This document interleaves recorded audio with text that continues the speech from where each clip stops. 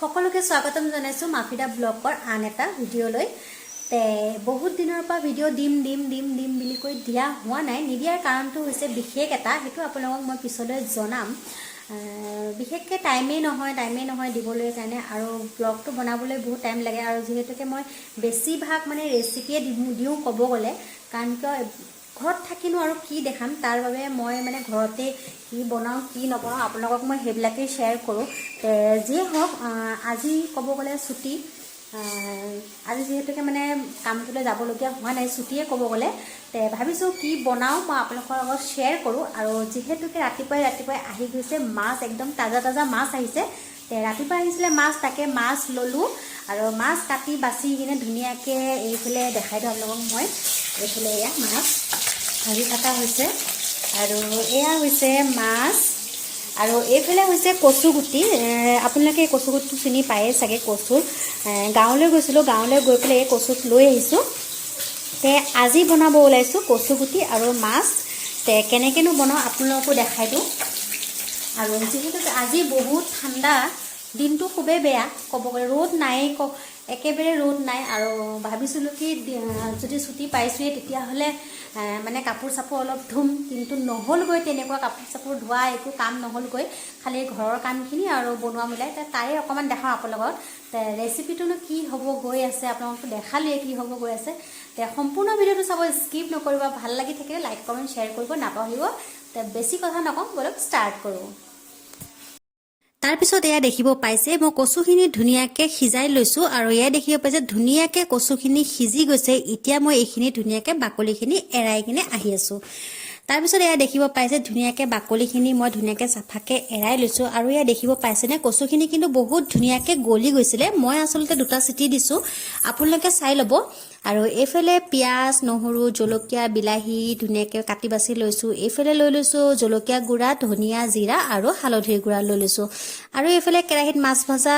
কেৰাহীটোতে তেলখিনিতে বনাম কচুখিনি আৰু সেইফালে দেখিছে যে কুকাৰটোত তাতে অকণ গৰম পানী বহাই দিছোঁ যিহেতুকে কচুখিনি বইল কৰিছোঁ ঠাণ্ডা পানীত দিলে তৰকাৰীখন খাবলৈ বেয়া লাগিব তাৰ কাৰণে গৰম পানী অকণ বহাই দিছোঁ আৰু এইফালে তেলখিনি গৰমাই কিনে মানে মাছ ভজা তেলতে কেঁচা জলকীয়া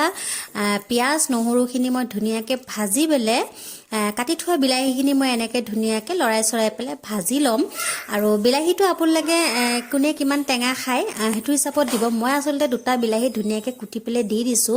আৰু এইফালে দি দিলোঁ সোৱাদ অনুযায়ী নিমখ অকণমান দি দিছোঁ দি পেলাই এতিয়া মই এইখিনি ধুনীয়াকৈ ভাজি ল'ম যেনে বিলাহীখিনি ধুনীয়াকৈ গলি যায় আৰু কচু গুটি আৰু এনেকৈ মাছৰ তৰকাৰীখন খাই কিনে কোনে ভাল পায় জনাব নাপাহৰিব দেই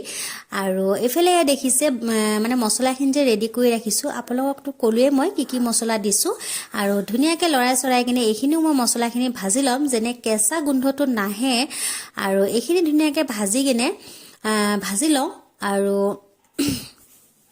বহুত দিনতে কচুখিনি আনি থোৱা হৈছিলে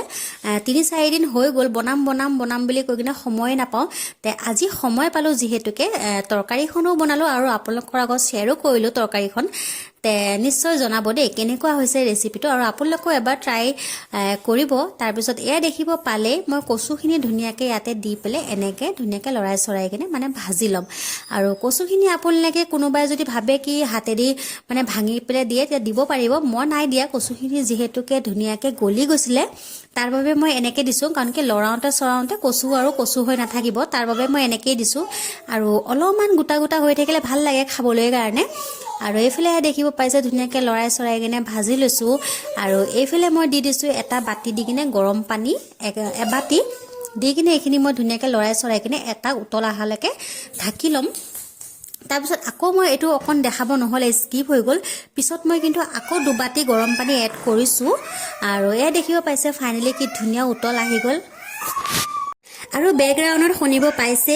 মাইৰা বহুত চিঞৰি আছে তে কোনো কথা নাই সৰু পোৱালি থাকিলে ঘৰত বাৰু চিঞৰ বাখৰ হয়ে আৰু এটা কথা আপোনালোকে লক্ষ্য কৰিছে মই মছলা তেল বহুত কম ব্যৱহাৰ কৰিছোঁ তে ৰেচিপিটো চাই কিনে কেনেকৈ পাইছে জনাব একেবাৰে নাপাহৰিব তে ভিডিঅ'টো আজি ইমানতে সামৰণি মাৰিব বিচাৰিছোঁ তে আজিলৈ বাই